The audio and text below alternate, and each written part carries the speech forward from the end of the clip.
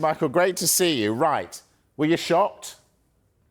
Good evening, mate. Yes, I was really, really shocked. I was out and about, and then my phone was going crazy with this news of Daniel leaving the football club after nearly 25 years, and it's quite remarkable when you look when he was employed and started his role as the chairman in 2001, where the football club was then and where it is now. It's remarkable how far he's taken it, and he's come under an awful lot of criticism over those years. It's been challenging at times, but I think when we reflect on it over the last 24 years, where this football club's been, European football for many, many years of that, Champions League football, and maybe he's just got to a point where he goes, I need some time for myself, because this football club will certainly have taken over his life. You look at the training centre, you look at the stadium, the work that he's gone into to have that success at the football club.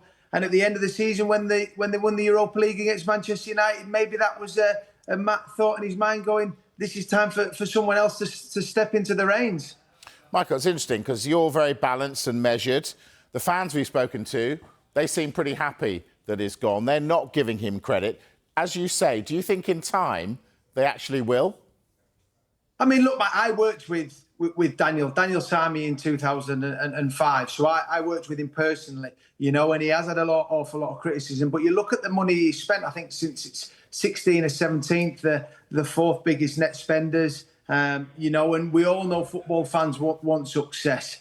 Everyone wants that. And, how do you get that? You win trophies. And, it was 17 years. I was there before the European win at the end of last season. We won the Carabao Cup in 2008, and it's way too long. They've been in plenty of semi-finals, few finals, and unfortunately just couldn't get over the line. So it was great for them last year. I know a lot of Tottenham Hotspur fans, and the joy that they had in beating Manchester United. No more so than Daniel Levy. He wanted that success, and I've said that can be the only reason I can really think. I mean, he's the only person who can answer this, because it was certainly out of the blue and a big surprise for me. But I think when you reflect on it, where he's took this football club, like I said earlier, from 2001 to 2025, new stadium, new training centre, has he left the club in a better position? In my opinion, he has. Do you think missing out on those key summer targets, Eza, Morgan, Gibbs-White, has made him think, I've had enough?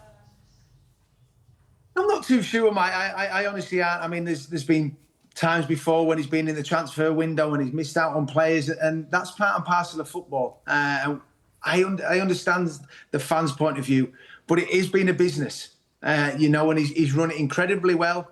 He's the players that he's brought through from the academy.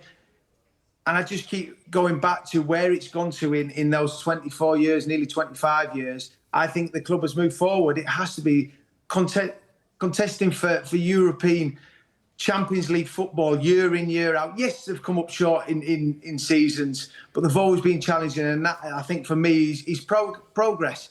Now they have to be challenging for Premier League titles. But I still think that Tottenham Hotspur are a little way off that, and they have to accept it.